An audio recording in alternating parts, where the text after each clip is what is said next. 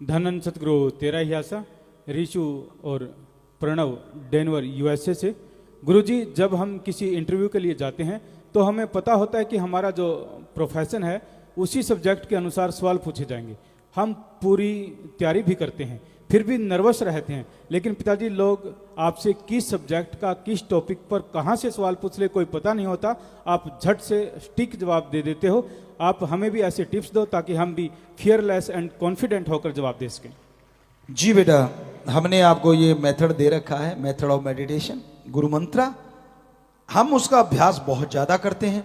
आपसे बात भी करें तो भी करते रहते हैं। आप चेतन मन में अपने ख्यालों में सिर्फ सोच से तो आप बोल के कर लीजिए, कहीं अकेले बैठ के या अंदर ही अंदर जाप कर लें जुबान से या ख्यालों से, तो यकीन मानो जब विल पावर आ जाएगा तो कोई सवाल नहीं रहते। ज्ञान होना जरूरी है, ज्ञान तो अर्जित करना पड़ेगा।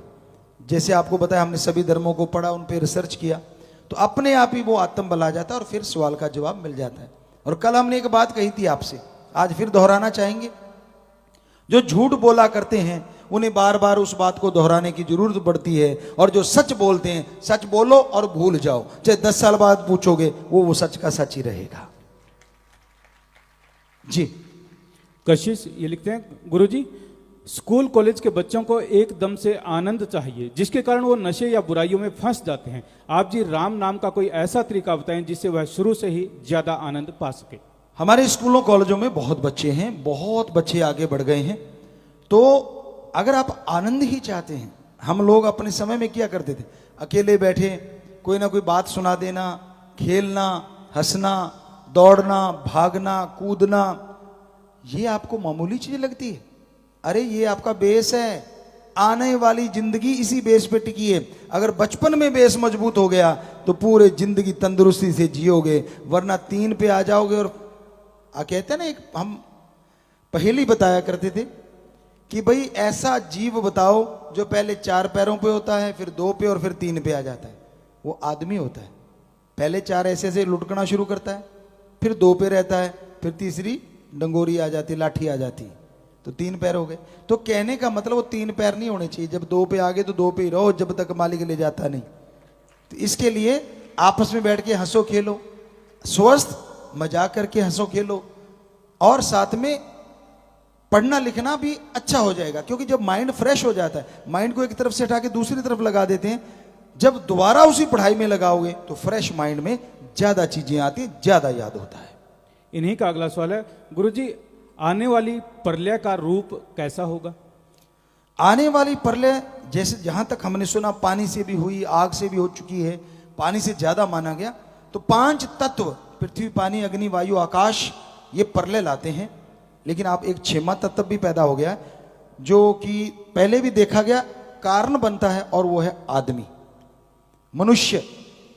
इसकी जो ईगो है, इसकी बढ़ती हुई तृष्णा कह लें, मृग तृष्णा कह लें, आकांक्षा कह लें, जो मर्जी नाम दे दीजिए, इतनी बढ़ती जा रही हैं, इतनी बढ़ती जा रही हैं। तो टकराव जब निश्चित हो जाता है तो हो सकता है उस प्रलय लाने में आने वाले समय में मनुष्य भी कोई बहुत बड़ा रोल अदा कर दे। कौन है, कैसा है, हमें कुछ पता नहीं, लेकिन जो फील आया आपकी सेवा में अर्ज कर दिया।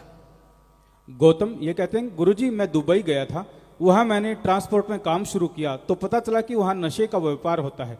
नशीले पदार्थ दुबई से सऊदी अरब लेकर जाते हैं जी।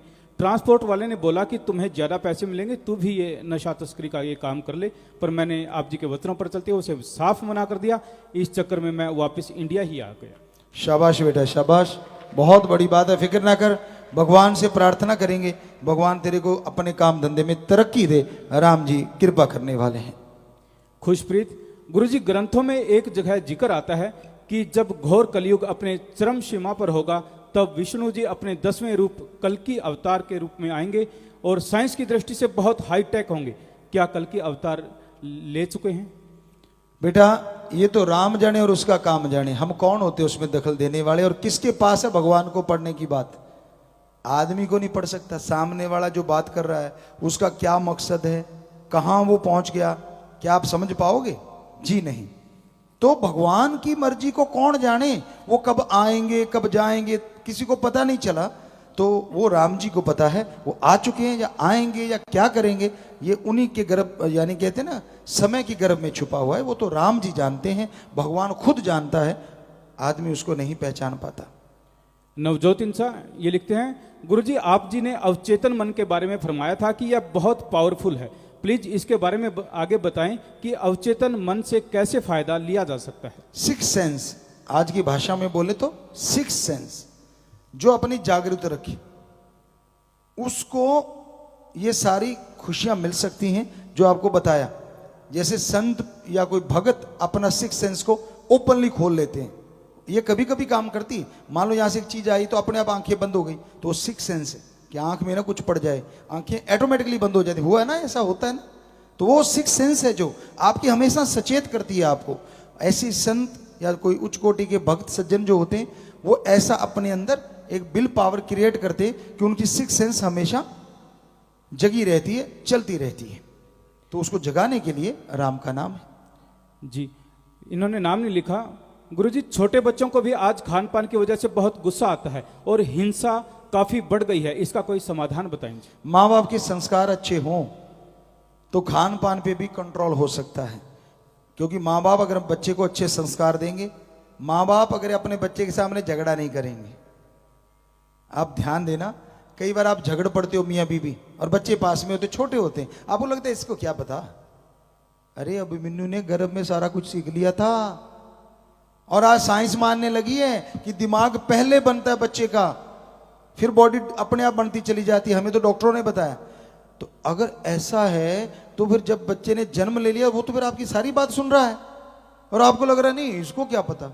और जब बड़ा हो के वो आप वाले रास्ते पे चलता है तब तक आप थोड़े बुजुर्ग हो जाते, मैंने तो कभी ऐसा नहीं किया, ये पता नहीं किस पे गया है, ट्रेनिंग तूने दी है, गया किसी और पे। तू गालियां दिया करता था, जब बेटा झूठ नहीं बोलना, बच्चा कहता अच्छा पापा, इतने में फोन आ गया, किसका फोन है, बीबी से पूछता है इशारे में, वो कहती बॉस का, ढक के। पहले दूसरे फोन होते थे, हमने देखा आंखों से, ये बड़ा मोबाइल नहीं, हैंडसेट जो होते थे पुराने मोबाइल जो फोन होते हैं, लैंडलाइन कह लो। तो उसने क्या किया, ऐसे हाथ रख के कहती जी आपके बॉस का फोन है, कहता कह दो वो तो घर पे नहीं है। उसने बोल दिया जी घर पे नहीं है, कहते अच्छा जब आए तो बात कराना, कट गया फोन। आपने तो काम चला लिया झूठ बोल के। वो बच्चा क्या क्या शिक्षा ली उसने कि पापा कहते झूठ नहीं बोलना चाहिए, ये तो ठीक है, पर जब जरूरत पड़े तो ठोक दो, कोई हर्ज भी नहीं है। तो आपने ट्रेनिंग दे रहे हो ना, बाद में कहोगे कैसे संस्कार, तो संस्कार अच्छे दो, खान पान की चीजें अच्छी लेके आओ, ये जो एकदम उत्तेजित करती हैं, ब्लड प्रेशर हाई हो जाता है, उन चीजों से परहेज करो, तो जरूर बच्चों का ये गुस्सा शांत हो सकता है। और बच्चा अगर राम नाम में लग जाए, विल पावर आने से भी गुस्सा खत्म हो जाता है। ये लिखते हैं कि गुरुजी हम अच्छा व्यवहार करते हैं, हमारे अच्छे व्यवहार के बावजूद भी कुछ लोगों को समस्याएं आती है, ऐसा क्यों होता है? भलाई करने वाले भलाई किए जा, परवरदिगार मिलेंगे तू, राम रास्ते पे चले जा, राम रास्ते पे चले जा। अगर ऐसे सोचने लग गए तो भाई कुछ नहीं कर पाओगे। कहने वालों की अपनी मर्जी, राम नाम पे चलने वालों की तो एक ही मर्जी होती है, जिस रजा में राम राखे उस रजा में हरि रस चाखे। कि जिस रजा में वो रखना चाहता, रहते हुए अपना काम करते जाओ। मानवता भलाई के करने हैं तो करने हैं, नशा छुड़ाना है तो छुड़ाना है, बुराइयां छुड़ानी है तो छुड़ानी है, बस लगे रहिए। कौन क्या कहता है, क्या लेना है, वो जाने, उसका काम जाने। परी और संजू हिसार से ये लिखते हैं कि गुरुजी नाम चर्चा घर में सेवा के दौरान हम जो भोजन करते हैं वो लंगर होता है या फिर साधारण खाना होता है? साधारण खाना नहीं होता, जहाँ राम नाम की चर्चा होती है वहाँ हमेशा उसको लंगर, लंगर का मतलब होता है कि जहाँ भक्ति की भावनाएं शामिल हों उसको लंगर कहा जाता है। तो वहाँ इस बड़ी सत्संग कोई संत पीर फकीर करता है, वो उतने पावरफुल जो मस्ताना जी के वचन है वो होते हैं। अदरवाइज लंगर तो लंगर ही होता है, लेकिन फर्क इतना ही होता है कि वो एक नाम चर्चा की गई तो उसका असर उतना, सत्संग हो गई तो वो राम नाम की चर्चा होगी, वहाँ का जो लंगर है वो और ज्यादा फलदायक होता है। अर्श दीपक डबवाली से, गुरुजी एक्सरसाइज करने के लिए खुद को कैसे प्रेरित करें जी, बहुत सालों से आलसीपन ने जकड़ा हुआ है। हाँ बेटा, उठना तो तेरे को पड़ेगा। ऐसे कर, टाइम पीस अलार्म का लगाता है वो अपने चारपाई से 15-20 फुट दूर रख दे, और अलार्म भी कड़ाके वाला होना चाहिए, तो वहां तक उठ के जाएगा, फिर तो है ठीक। और अगर बिस्तर के किनारे है तो ट्रक करके हाथ मारा और फिर खुराटा मारा, फिर मुश्किल है। तो ये छोटी छोटी तरीके हैं कि थोड़ा दूर रखो अलार्म को, उठ के जाना पड़े, उठते ही पानी पियो और पानी को हाथों पे लगा के दोनों आंखों पे लगा लो तो आड़ से उड़ जाएगा, नींद खुल जाएगी। उसके बाद चलना तो आपको पड़ेगा ना बेटा, पड़ोसी आके तो लेके नहीं जाएगा। अब आप फ्रेश हो लिए, थोड़े ठीक हो गए तो फिर घूमिए। यकीन मानिए अर्ली मॉर्निंग, आपको शायद कुछ वीडियो डाली हैं या कुछ डालने वाली, हम रोजाना ही लगभग कई बार आप में बिजी होते हैं, अदरवाइज रोजाना ये रूटीन है हमारी लाइफ का। अर्ली मॉर्निंग उठना ही उठना, हम लगभग 3 बजे 4 बजे उठ ही जाते हैं। 4 बजे इसलिए कहा, कई बार 2-2:30 बजे ही सोते हैं, यहाँ आपकी सेवा में लगे रहते हैं, तो 4 बजे 1.5-2 घंटे मिल जाएं काफ़ी रहता है। ज़्यादा से ज़्यादा 4-5 घंटे मिल जाएं। ये लाइफ में हमने ज़िंदगी ऐसी जी है, 4 घंटे सो के, 4 से 6, कभी नहीं 6 हो जाए उस दिन तो पूछो ना, ऐसे लगता है कि एक यज्ञ सा कर लिया। अदरवाइज तो ये आपके सामने है, आप तो देखते हो सेवादार, तो डेली की बात है, कोई नई बात तो है नहीं। तो आप क्या अपने शरीर के लिए एक आधा घंटा भी नहीं निकाल सकते? 21 दिन जैसे तैसे मुश्किल में तंग होके आप एक्सरसाइज करते रहो। 22वें दिन वो 21 दिन की गई एक्सरसाइज आपको सोने नहीं देगी, बेचैनी लगा देगी कि चल उठ उठ उठ घूमने चल चल चल चल। 21 दिन तो आप जोर लगाओ, फिर एक्सरसाइज भी साथ देगी। तो बाकी मर्जी आपकी भाई, मानना ना मानना मर्जी के मालिक। हरिद्या ये लिखते हैं कि गुरुजी मैंने नाम लिया हुआ है पर एग और नॉन वेज खाने का बहुत मन करता है, इससे कैसे छुटकारा पाऊं? बेटा सोचा कर, जिनको काट के तू खाता है उनके अंदर भी मांस है, क्या तू अपने शरीर का टुकड़ा काट के खा सकता है? क्यों नहीं खाएगा? कारण दर्द होता है। तो जिनके तू काट के खाता है या खाने के तेरा दिल करता है, क्या उनके मरहम पट्टी होगी जब छुरी चलाएगा?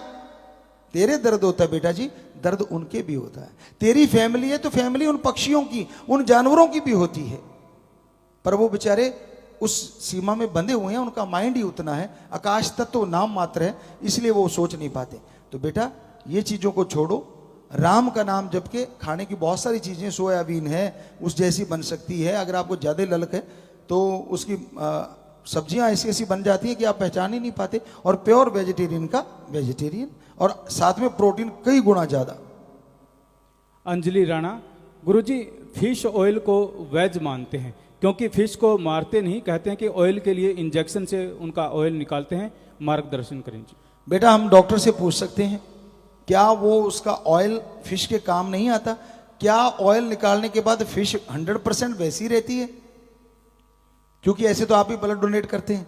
अगर आपका 7वें दिन पूरा हो जाता है तो अगर उस मछली का, फिश का जो ऑयल है, आप कह रहे हो कि वो इंजेक्शन से निकालते हैं, क्योंकि हम इस तह तक पहुंचे नहीं है, इस बारे में प्रयोग नहीं किया। हालांकि हम बहुत विज्ञान को मानते हैं, बहुत सारा नॉलेज है, लेकिन ये चीज हमने प्रैक्टिकली नहीं देखी, ना करी।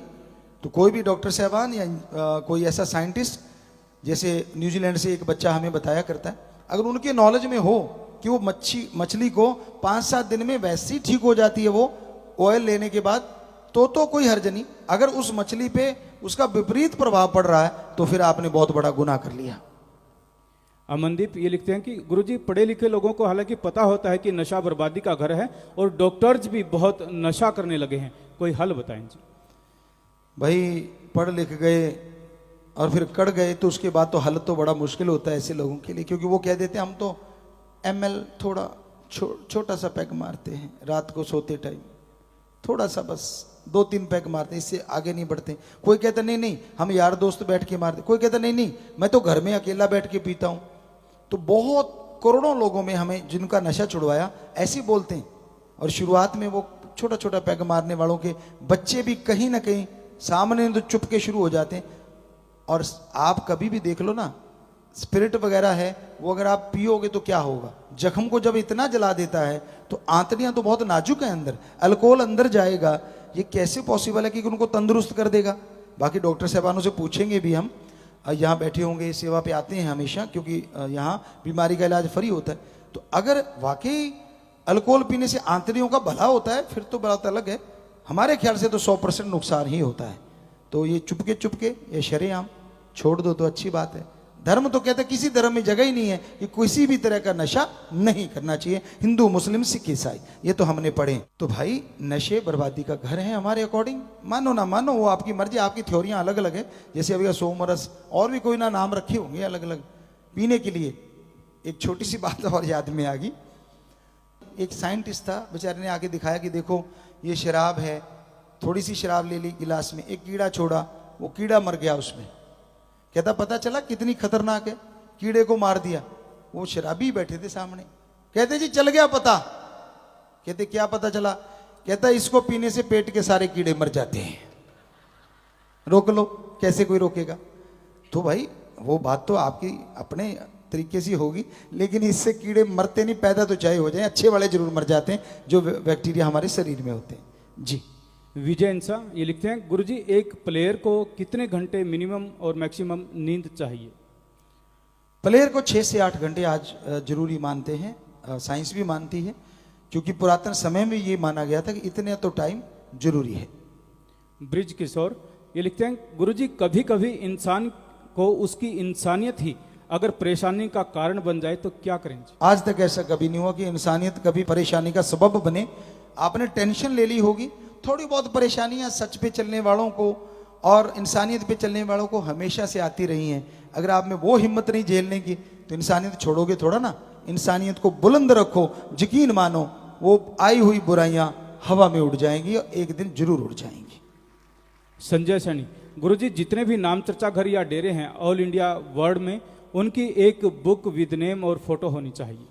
अच्छा सुझाव है आपका, जरूर जिम्मेदार नोट कर लेंगे कि एक किताब बनाई जाए विद फोटो, तो अच्छा है। वो बच्चों को कभी उधर जाने का मौका मिलता है तो वहाँ जा सकते हैं। बढ़िया बात कही है, लिख लेंगे, जिम्मेवार इनका काम है भाई। हमारा तो राम नाम, बाकी सब इंतजामात जितने भी होते हैं वो सेवादार जिम्मेवार सारी साथ संगत मिलके ही करती है। गुरजीत, गुरुजी जैसे हम किसी इंस्टीट्यूट से स्टडी कर रहे हैं, लेकिन वहाँ पर कोई टीचर अगर कुछ गलत बोलता है आपके बारे में तो हमें बुरा लगता है, दुख भी होता है, ऐसी सिचुएशन में क्या करना चाहिए? बेटा शांति जैसा कोई काम नहीं। आपको पता है पीर फकीर से आप जुड़े हैं कि हम तो खुली किताब हैं, सारी साथ संगत जानती है, वरना तो साथ संगत रुकती ना। पर आपको पता है, प्यार से विनम्रता से प्रार्थना कर दीजिए कि सर नहीं, फिर भी नहीं मानते, आप चुप रहिए और जाके सुमन कर लेना 5 मिनट। तेरे कानों में जो बुराई गई वो खत्म हो जाएगी, तेरी भक्ति में दाग नहीं लगता। पर आपा बहस में नहीं पड़ना, झगड़े में नहीं पड़ना। जी आपकी बात बीच में है। अभी वो फिश वाली बात आ गई हमारे पास, और वो बच्चा ऑनलाइन है। उस बच्चे ने लिखा है कि पिताजी फिश के लीवर से ऑयल लिया जाता है जी, ये साइंटिस्ट हैं न्यूजीलैंड में, इसलिए फिश को मरना ही पड़ता है। ये किसने बोला कि उसका फिश का ऑयल निकालने से मरती नहीं? वो कहता नहीं, उसके लीवर से वो निकालते हैं तो वो मर जाती है उसके बाद। तो ये जसप्रीत जी हैं साइंटिस्ट न्यूजीलैंड, बहुत आशीर्वाद बच्चे, भगवान आपको और तरक्की दें, क्योंकि ये रिसर्च करता है, बड़े काफ़ी बड़े साइंटिस्ट हैं, लगे हुए हैं लगातार।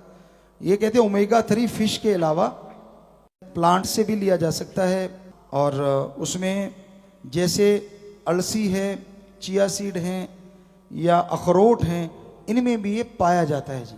ये भी एक कनाडा से सज्जन ने भेजा, डॉक्टर हैं जो भी हैं, रिसर्च करता है। तो आपने सुन लिया, तो ये हमें भी लगा था ऐसे कैसे संभव है। आदमी है जो खून देने के बाद भी 7वें दिन पूरा करके फिर चलता रहता है। बाकी जीवों में कहाँ है इतनी हिम्मत कि उनकी चीज़ निकाल लो और वो जिंदा रह जाए। आदमी को देना चाहिए 3 महीने बाद, 2 महीने बाद, जो भी असूल बने हैं उसके बाद ब्लड डोनेट करते रहना चाहिए। तो यकीन मानो पहले से अच्छा आएगा, क्योंकि किसी की जान बचाई वो दुआएं लेके बनेगा। भगवान आपको खुशियां दे। सुखजिंदर ये लिखते हैं कि गुरुजी गरीब लोग जिनको गवर्नमेंट स्कीम का नहीं पता होता, जैसे मुफ्त राशन, पेंशन, फ्री गैस आदि, उन लोगों के डॉक्यूमेंट्स पूरे करवा के डेरा सच्चा सौदा की तरफ से हेल्प करवाई जाए ताकि वो हर गवर्नमेंट स्कीम का लाभ उठा सके। बहुत बढ़िया सुझाव है आपका, और हमारी जिम्मेवार इस बारे में लिख लें। फिर आप देखेंगे कैसे कि हाँ सरकारें जो स्कीमें देती हैं, वाकई गाँवों में बहुत लोगों को पता ही नहीं होता कि ये उनके लिए बना दिया गया है, उनके लिए है। तो ऐसे संभव हो सकता है तो जरूर नोट कर लें, ताकि उन तक वो चीज़ें पहुंच पाएं। करना तो भाई राजाओं का काम है, ये फकीरों का काम तो दुआएं करना है। हाँ, जो उन्होंने लागू कर दी कम से कम उन तक लाभ तो पहुंचे, ये पॉसिबिलिटी है। ऐसा हम लोग सेवा कर सकते हैं, लिख लें, अगर पॉसिबल हुआ तो ये करेंगे। आखिरी पर्ची है जी। गुरुजी आपका जो नया सॉन्ग है मेरे देश की जवानी, ये केवल 2 दिन में ही 72 लाख 7.2 मिलियन व्यूज इसके हो चुके हैं और लगातार बढ़ रहे हैं। सॉन्ग ट्विटर, इंस्टा, फेसबुक पर भी ट्रेंड कर रहा है। इसके अलावा सॉन्ग सावन, गाना, स्पॉटिफाई और विंग पर भी पूरा धूम मचा रहा है जी। आप जी की रहमत है जी, बहुत बहुत आशीर्वाद जी बच्चों। और ये ज़्यादा लोग देख रहे हैं, हो सकता है बच्चों में कुछ और ट्रेंड रहता हो कि मेरे फॉलोअर्स बढ़ गए, व्यूज़ बढ़ गए, ऐसा होगा। पर हमें खुशी इस बात की होती है, अच्छा जितने लोग सुनेंगे शायद उनमें से 50% ने भी नशा छोड़ दिया तो हमारा गाया हुआ जो भक्ति का गाना या उसे भजन कहते हैं हम अपनी भाषा में, वो सफल हो जाएगा कि अगर लोग उसको छोड़, क्योंकि पहले जो निकाला था पंजाबी में, इस बार हिंदी का है तो लोगों तक पहुंचा और उसका मकसद कुछ नहीं, अपनी वाह वाह करवाना नहीं, राम जी की औलाद को सुखी करना है, एक मैसेज दिया है।